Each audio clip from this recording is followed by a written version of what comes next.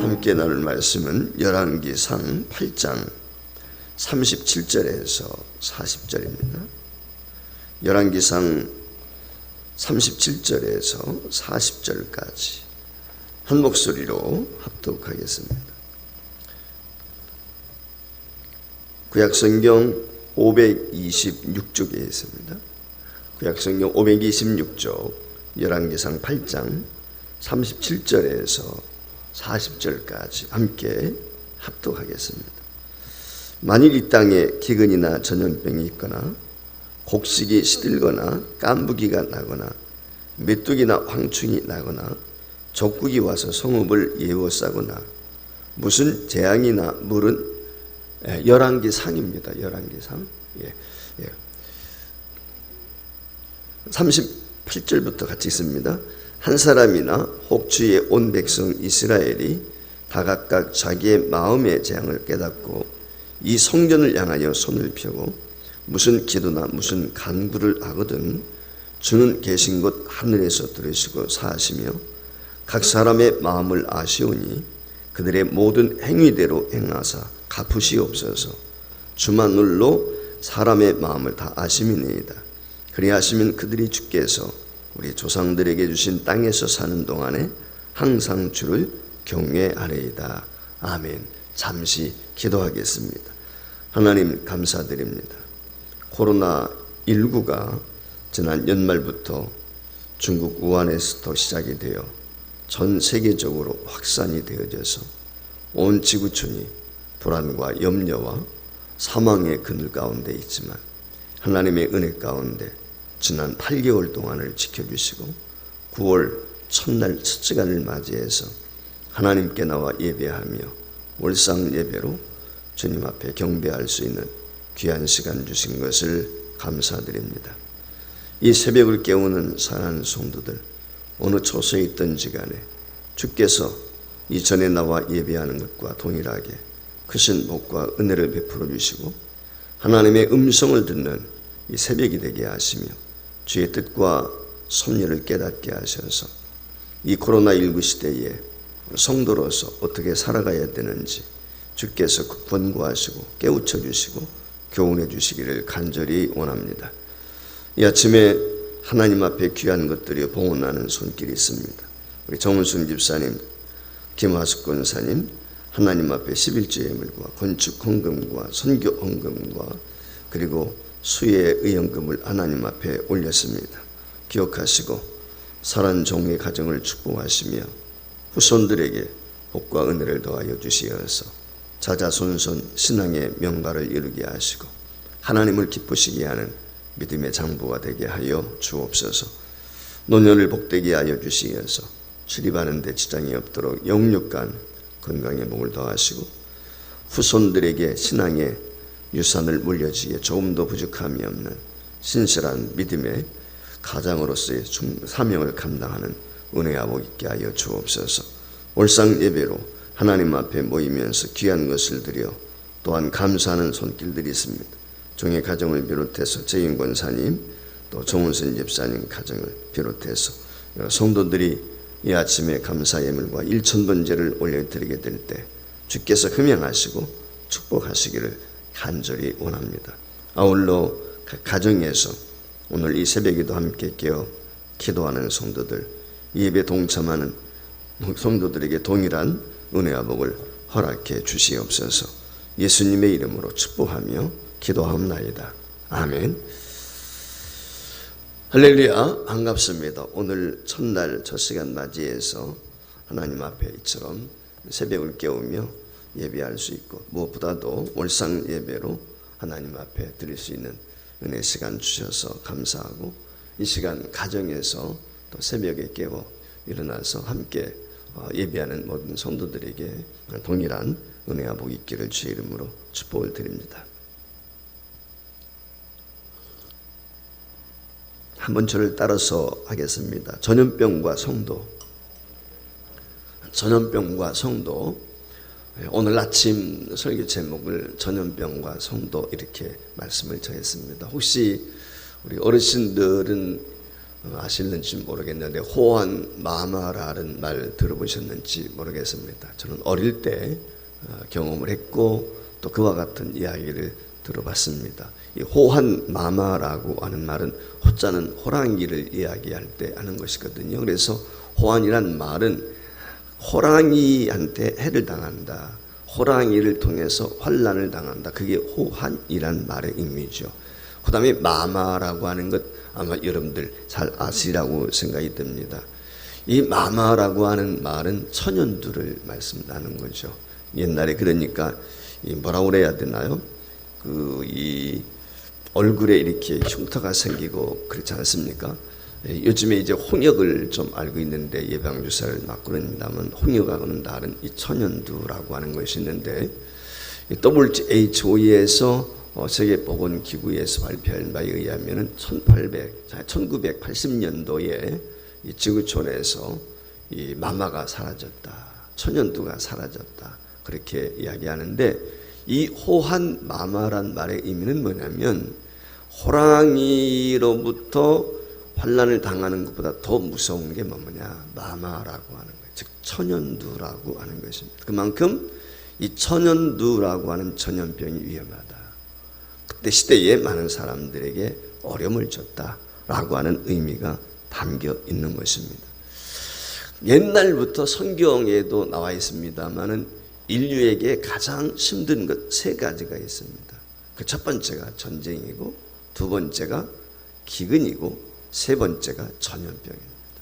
그래서 이 전쟁과 흉년, 기근이죠. 이 전염병, 요 세 가지를 가장 큰 재앙으로 여겼습니다. 그런데 이 세 가지 중에서도 가장 비참한 것이 전염병입니다. 이유가 있습니다. 전쟁이 나면 피난 가면 돼요. 그렇지 않습니까? 흉년이 오면 과거에 그런 이야기를 했죠. 촉은 목피라고 하는 말을 해서 이 말의 의미는 뭐냐면 풀을 뜯어가지고 죽이려 또 싸우면 돼요. 그런데 이 마마나 이와 같은 전염병에 걸리게 되면 어떻습니까? 거기는 약이 없단 말이에요. 옛날에는. 제가 수년 전에 감기라고 하는 영화를 본 적이 있어요. 아마 여러분들도 보신 분들 있을 거예요. 그 독감이죠.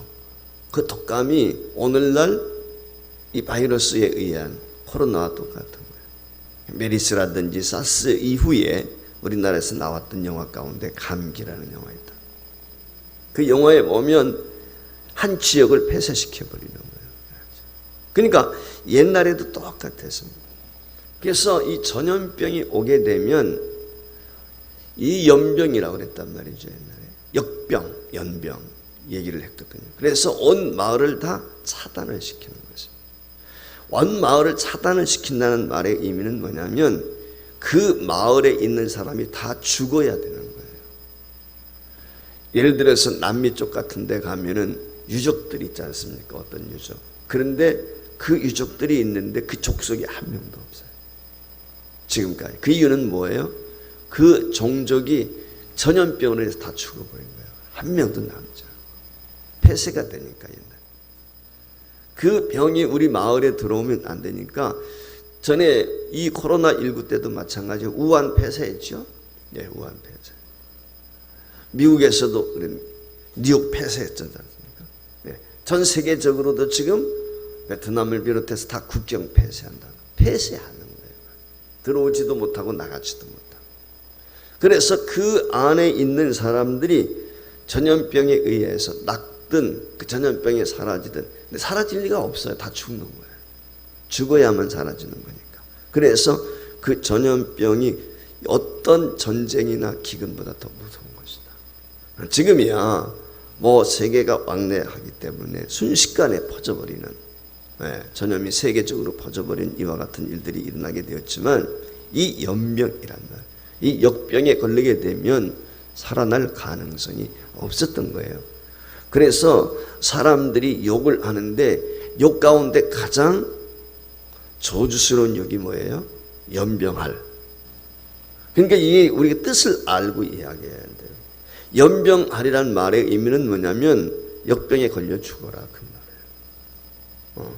이게 전염병에 걸려 죽는 거니까 얼마나 무서운 저주의 욕입니까?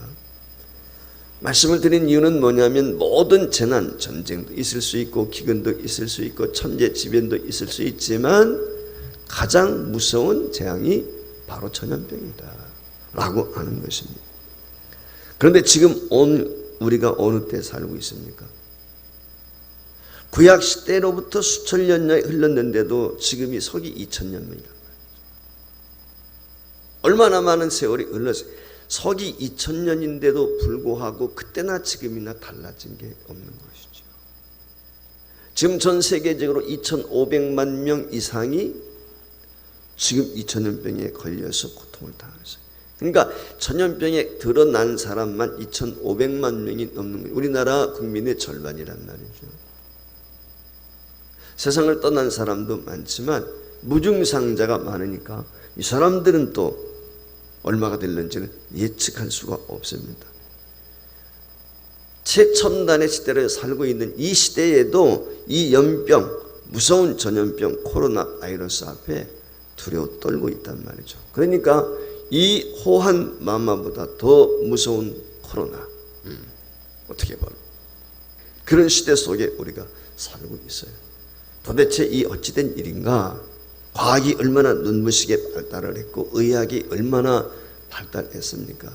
여러분 우리가 잘 아는 것처럼 지난해 연말까지만 해도 제4차 산업에 대한 그 부푼 꿈들이 있었잖아요.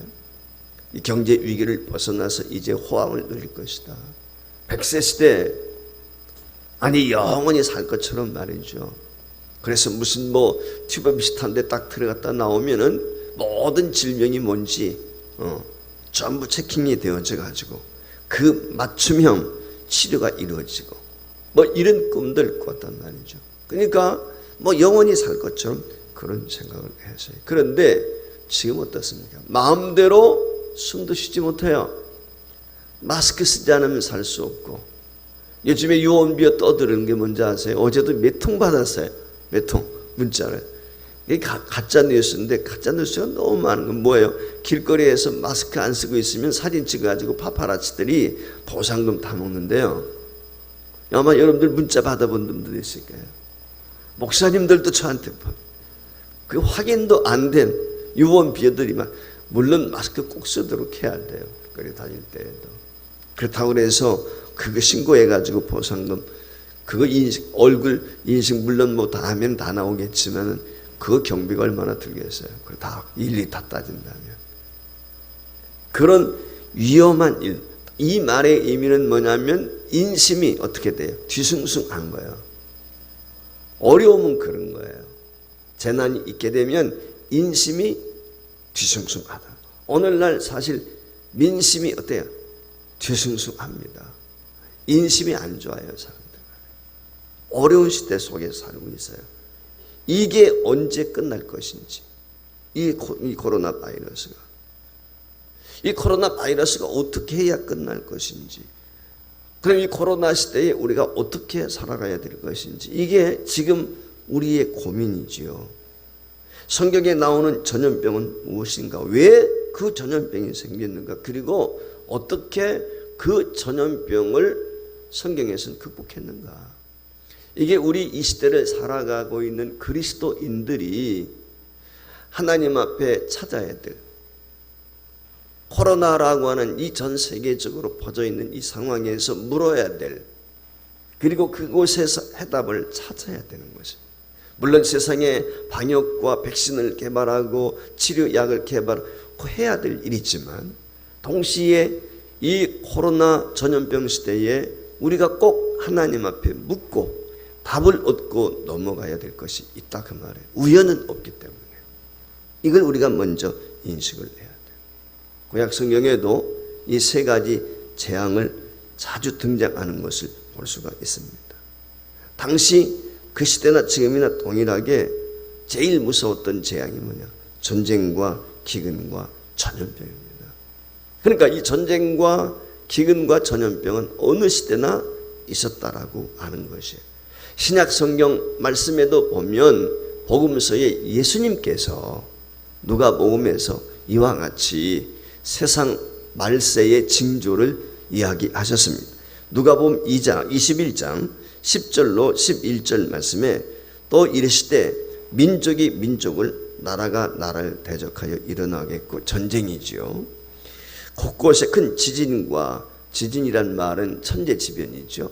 기근과 한마디로 말하면은 이 뭡니까? 이 기근이란 말은 가뭄, 그걸 통해서 오는 먹을 것이 없는 거죠. 전염병이 있겠고 또 무서운 일과 하늘로부터 큰 징조들이 있으리라.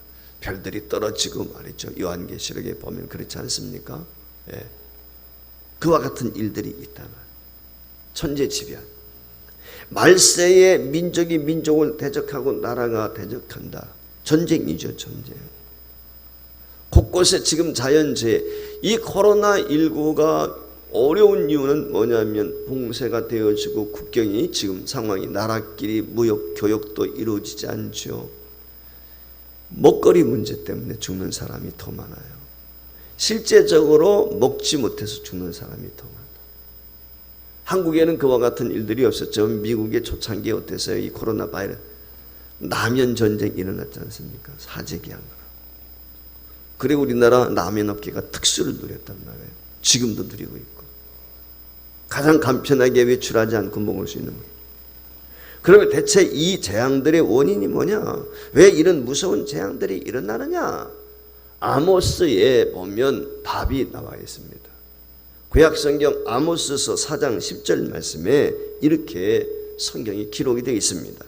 내가 너희 중에 전염병 보내기를 애굽에서 한 것처럼 하였으며, 자, 여러분 아시는 것처럼 이스라엘 백성들이 애굽에서 나올 때 10가지 재앙을 보내셨죠. 그 애굽의 전염병을 보낸 것처럼 지금 누구에게? 이스라엘 백성들이.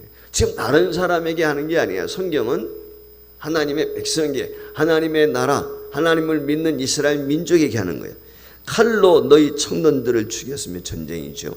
너희 말들을 노력하게 하며 너희 진영에 악취로 코를 찌르게 하였나니 너희가 내게로 돌아오지 아니하였느니라. 여호와의 말씀이니라 그랬어요. 오늘 여기 말씀에도 보면 전염병이 나옵니다. 전쟁이 나옵니다. 그런데 이 말씀 맨 첫머리가 중요합니다. 오늘 여기 말씀, 내가 너희 중에 내가 했다는 거예요. 누가? 하나님. 전쟁도 우리가 하나님을 구약해서 전쟁의 하나님이라고 그래요. 사람이 전쟁을 일으키지만 전쟁을 허락하시는 분도 하나님이죠. 내가 오늘 여기 중요한 거예요. 내가 하나님이 다 보냈다는 거예요. 그럼 왜 하나님이 이런 재앙을 보내셨느냐?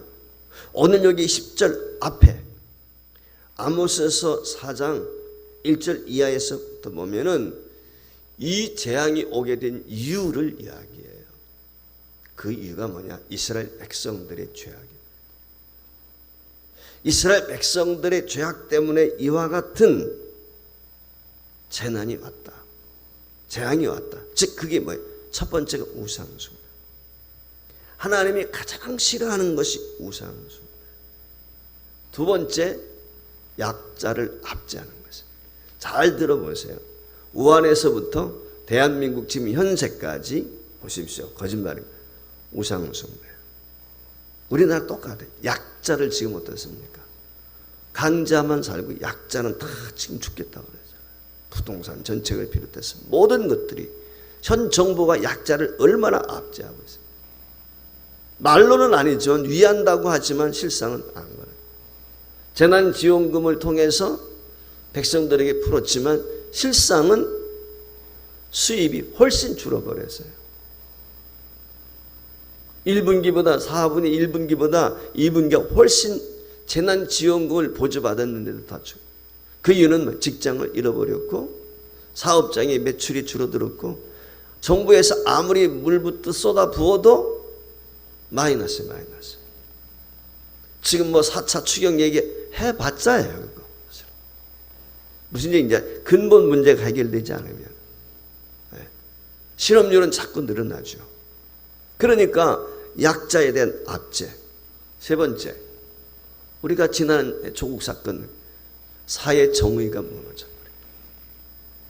우연은 절대 없어요. 사회 정의가 무너져버려요. 네 번째, 엄청난 쾌락입니다. 여러분 클럽 사건을 비롯해 가지고 코로나 바이러스 사태에도 그렇지 않습니까? 예배를 드리러 온 것은 두려워하면서도 세상이 그렇다. 그래서 요즘에 동성애 문제를 비롯해 가지고 축제하겠다고 말이죠. 사실 박원순이가 살아 있으면 지난 6월 달에 축제 허락했어요. 네. 동성애 축제를 허락을 이미 한 상태였단 말이에요. 지금 코로나가 있으니까 이게 하나님이 다 막으시는 거예요. 이거 우리가 아셔야 돼요. 그러니까 이 말에 이 네 가지가 크게 성경 아모스 4장 1절 이하에 보면 여러분 하나도 저촉되지 않죠. 대한민국뿐만 아니라 모든 세계가. 그러니까 우연은 없다는 거예요. 모든 죄악들을 열고 했습니다. 바로 그런 죄악 때문에 하나님이 이스라엘에게 재앙을 내리신다.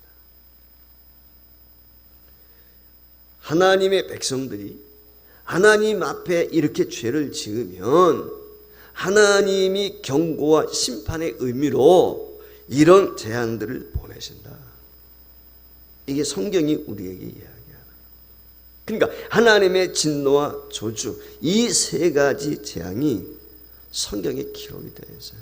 물론 다 하나님의 재앙이 우리의 죄악 때문에 원인이 있는 거 아니죠. 예를 들어서 내가 병이 들 수도 있고 가정에 어려움이 올 수도 있고 환난을 만날 수도 있죠. 그것이 다 죄악 때문에 그렇다라고 이야기할 수는 없어요. 욥처럼 애매하게 고난을 당할 수도 있기 때문에. 그러나 명심하고 명심해야 될 것은 이 모든 것들이 죄 때문은 아니라 할지라도 이런 재난을 만나게 되었을 때 우리 믿는 성도들은 제일 먼저 기억하고 생각해야 될 것이 무엇이냐? 우리 자신을 돌아보는 거예요. 이것이 제일 중요하다는 거예요.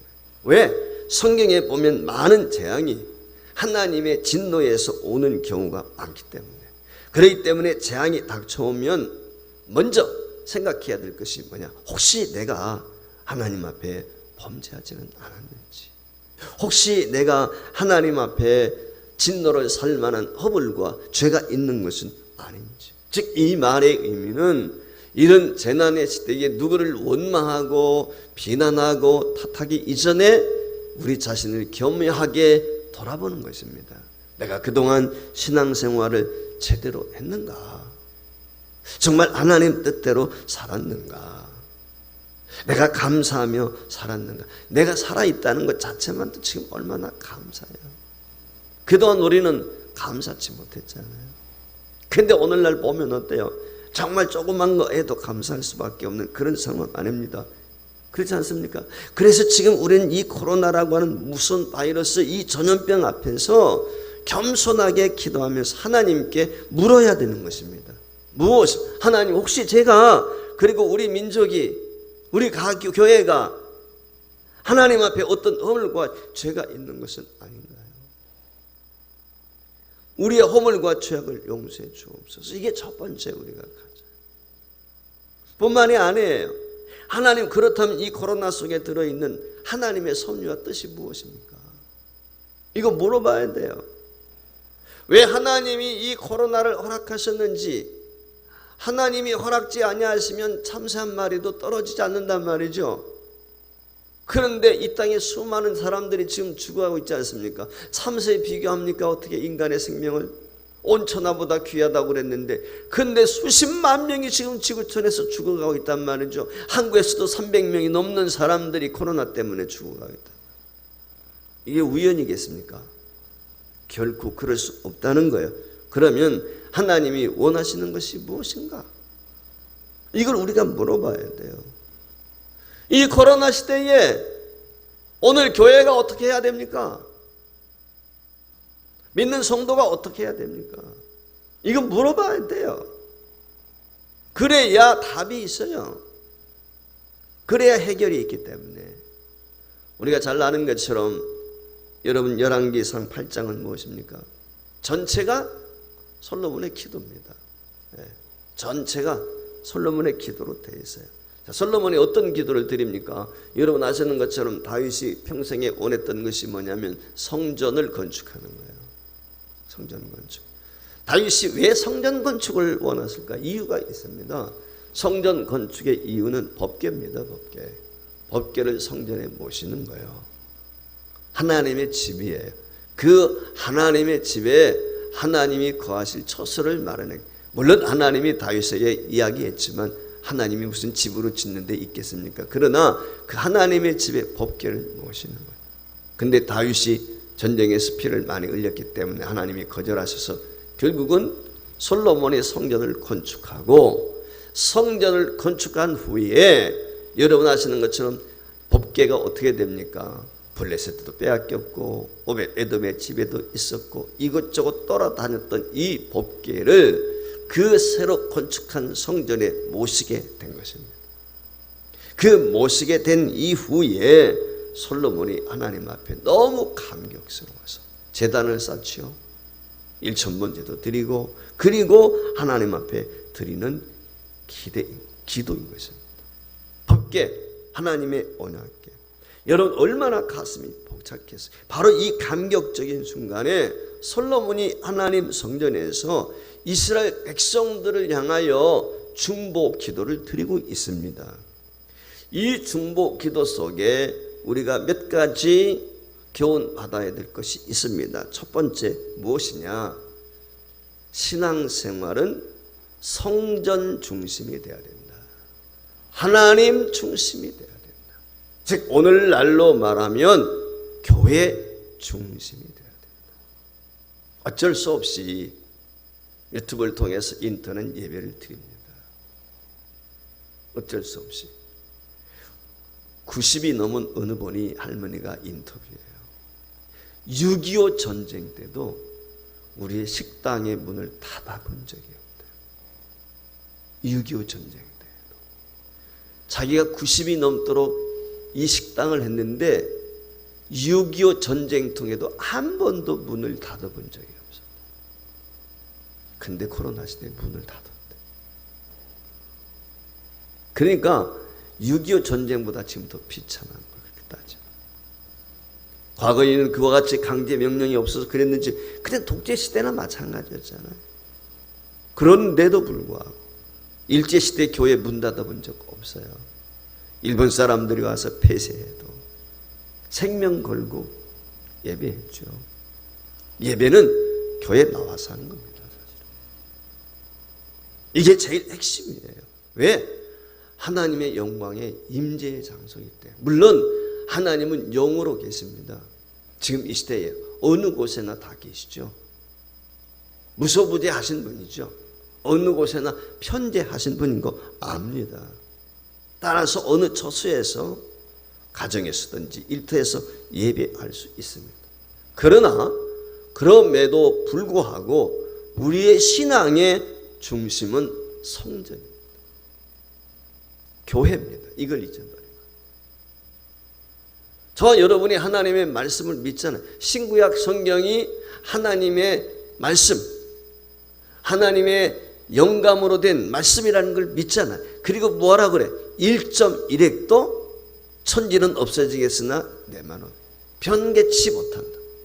우리가 믿잖아요. 그렇게 믿고 성경을 읽잖아요. 코에 걸면 코걸이, 귀에 걸면 귀걸이가 아니란 말이에요. 그건 이단들이 하는 거예요. 정통신앙은 말씀대로 믿는 것입니다. 물론 상황을 무시할 수가 없죠. 그럼에도 불구하고 변하지 않는 원론적인 건 뭐냐? 기본 베이직을 딱 깔아놔야 돼. 그게 뭐냐면 교회 중심이에요. 여러분들이 코로나 시대에 가정에서 예배드리고 있는 처소에서 예배드, 그것이 몸에 배가지고 여기가 좋사오니 베드로처럼 변화산에 올라갔다 여기가 좋사, 그럼 망하는 거예요. 교회는 세상 가운데 빛과 소금으로 존재하기 위해서 이 땅에 세워진 거예요. 이 점을 우리가 늘 명심해요. 솔로몬이 예루살렘 성전을 건축하고 거기에 여기저기 돌아다녔던 언약궤를 모신 것처럼 우리 신앙이 여기저기 돌아다니고 방황하고 있어요.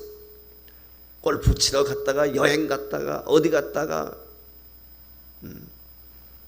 옛날은 다 자신이 출석하는 교회에 모여들었단 말이에요. 그런데 요즘 시대는 어떻습니까? 여행 가서 예배, 모텔에서 무슨 속세에서 그게 예배입니까? 예배. 하나님이 원하는 예배인가요? 한번 생각해 보세요. 하나님이 원하는 예배인지. 아니잖아요, 그것은.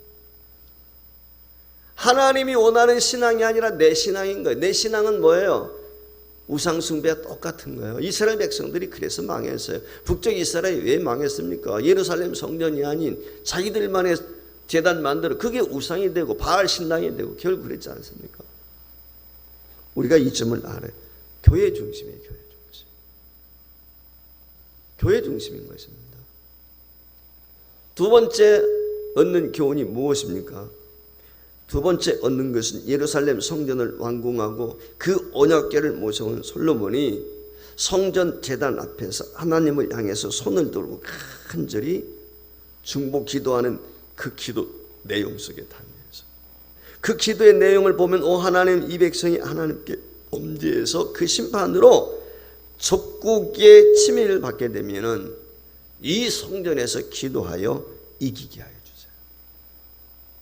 더 나아가서 이스라엘 백성이 주께 범죄해서 그 심판으로 하늘이 닫히고 비가 안 올 때 성전에서 기도하면 하나님이 하늘문을 열어서 비를 주십시오.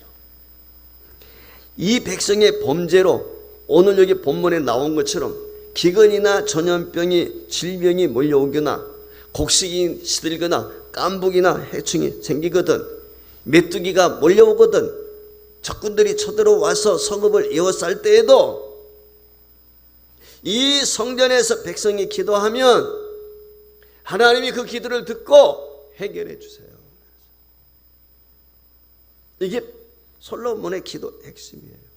오늘 여기 솔로몬의 기도 가운데 다 나와요. 전쟁도 나옵니다. 기근도 나옵니다. 전염병도 다 나와요. 그것이 올 때 하나님의 백성들이 하나님께 범죄해서 그 심판으로 인한 재앙들을 하나님이 내리실 때 대비해서 위한 기도예요.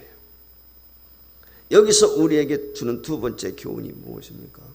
그것은 어떤 전쟁이나 기근이나 전염병이나 무서운 재앙들이 우리의 죄의 결과라고 하는 사실. 이것이 잊지 말아야 돼요. 하나님의 심판이 있다는 거예요.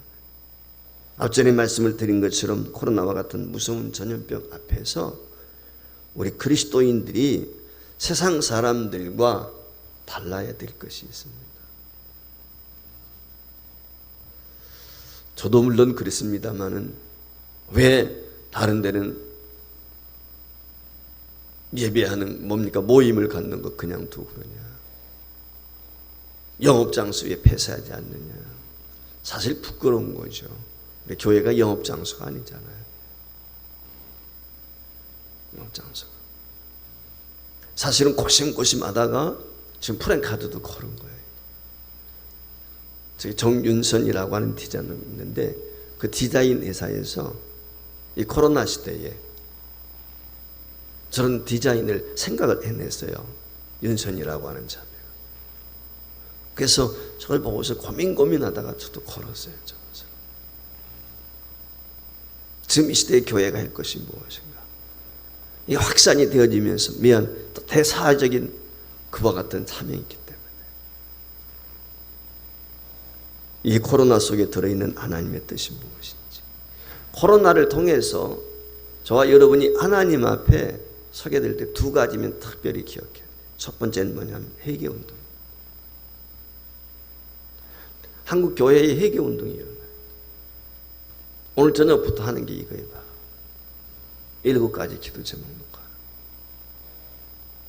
두 번째, 한국 교회 안에 저와 여러분 심령 속에 일어나야 운동, 기도 운동이에요. 기도 우리가 너무 안 했잖아요.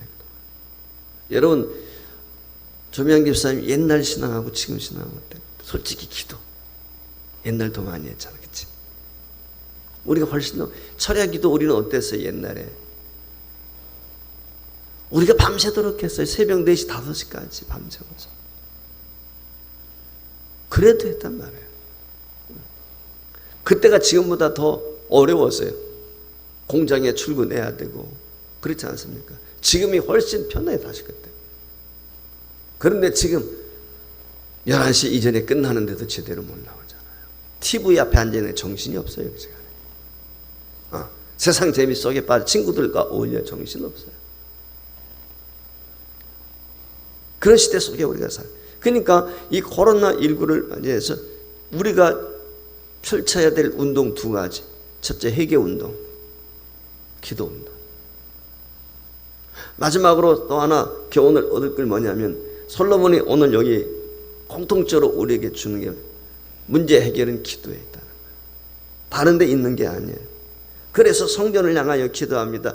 그 기도에는 전염병을 이고 기근과 전쟁과 모든 환난과 재난을 극복할 수 있는 힘이 있어요. 기도가 힘이에요. 성도에게 있어서 기도와 말씀이 무기예요. 전신갑주 예배소에 보면 얘기하잖아요. 우리 성도들에게 유일한 무기는 기도와 말씀이, 말씀 회복 운동, 기도 회복 운동, 이게 성도가 무장해야 돼. 세상의 지식이 아니고 세상의 어떤 제도나 세상의 어떤 문화가 아니라 오늘 우리가 회복해야 될 건 뭐냐면 기도 운동, 기도의 능력, 이거 우리가 해야 돼. 이걸 통해서 코로나19를 극복해야 돼. 그래야만이 우리가 승리할 수 있어요. 사진 한 장 보여드리겠습니다. 조셉 헨리 데이비스 선교사라고 하는 분입니다. 이분은 호주 선교사입니다. 1889년 33살의 나이로 우리나라에 선교사로 왔습니다. 호주 선교사로. 그런데 이분이 대한민국에 와서 183일 만에 순교합니다. 무엇 때문인지 아십니까? 전염병에 걸렸습니다. 천연두에 걸렸습니다. 그래서 우리나라에 파송된 지 183일 만에 세상을 떠나게 돼. 그러면은 이 선교사가 최초 선교사예요. 호주 선교사 우리나라. 그럼 호주에서 어떻게 했을까요? 그 후에 120명의 선교사가 들어옵니다. 여러분, 이게 한국에 들어왔던 선교사들의 죽었다고 아는 게 아니에요. 오면 죽어요. 양화진 묘지에 가보세요. 얼마나 유아들의 묘소를 비롯해서 그들이 왜 죽은지 아십니까? 전염병으로 죽었어요. 그런데 여기 지금 남매거든요. 여기 데이비스 선교사 남매 나왔죠. 동생이 옵니다. 심지어 누나도 오고 조카들까지 옵니다. 동생이 죽었어요. 누나예요, 저게. 근데 누나도 한국 선교사가 죽으러 오는 거예요. 동생이 죽은 나라에 순교하러 옵니다. 삼촌이 죽은 나라에 조카가 순교하러 옵니다. 무엇이 두렵습니까? 지금 무엇을 두려워하세요? 지금 우리가 이 땅에 기독교가 그냥 된지 아세요? 여러분이 저와 여러분이 그냥 구원받은지 아십니까? 이들의 죽음이 있었어요. 교회는요, 피를 묻고 자라. 기독교의 역사는 순교의 역사입니다. 일사가고. 기억하십시오. 코로나가 두려운 게 아닙니다. 우리가 깨닫지 못하는 게 저는 제일 큰 두려움이에요. 우리가 회개하지 않는 게 큰 두려움이죠. 예배하지 않고 기도하지 않는 것보다 더 큰 두려움이에요. 사람 더 죽어요. 코로나 걸려서 좀 일찍 갈 뿐이에요. 다 죽습니다. 안 죽는 사람 어디 있어요? 여러분 생명 걸고 예배 지켜야 돼요. 그 의지 가지고 있어요. 그것이 복음 전하는 거예요. 방역에도 최선의 협조를 다해야 되지만 세상화되어져서 세상처럼 위축되어 가지고 두려워 살 수는 없습니다. 그것은 교회가 아닙니다. 사는 여러분이요, 어느 곳에 있든지 그리스도인들은 코로나보다 더 위대한 하나님의 강력한 능력으로 무장하고 이 낙심과 절망 가운데 있는 이 땅을 향해서 희망을 선포하고 저들에게 소망을 줄 수 있는 바이러스보다 더 강력한 하나님의 권능의 메시지를 전할 수 있는 교회가 되어야 됩니다. 이것이 이 코로나 시대에 저와 여러분이 깨닫고 깨우쳐야 되고 결심해야 되고 결단해야 되고 실천해야 될 사명이라고 생각해요. 9월 한 달 이것을 놓고 저녁 9시부터 9시 30분까지 기도합니다. 더 이상 기도할 수도 있습니다. 그러나 영상은 틀어놓고 기도할 것입니다. 설교는 없습니다. 다만 찬송과 기도 제목만 띄워드립니다. 어느 처소에 있든지 함께 기도할 수 있기를 바라고, 시간 되시는 분들은 나오셔서 함께 구석구석에서, 우리 교회는 구석구석 들어가서 기도할 곳 많습니다. 본당에 20명만 못 들어온다면 지하도 있고요, 목욕 뭡니까? 비전센터도 있고, 어느 곳도 다 개방해서 할 수 있습니다. 기도, 그 시간만큼이라도. 그런 각오를 가지고 여러분들이 한 달 동안 기도에 동참해 주시고, 그래서 하나님의 뜻이 무엇인지, 섭리가 무엇인지 깨닫고 이 9월 한 달 내에 정말 코로나를 극복할 수 있는 은혜와 은총을 달라고. 압니까? 우리가 기도함으로 백신이 나올는지, 압니까? 치료제가 나올는지, 그건 몰라요. 할렐루야! 이 믿음 가지고 기도할 수 있기를 주의 이름으로 부탁합니다.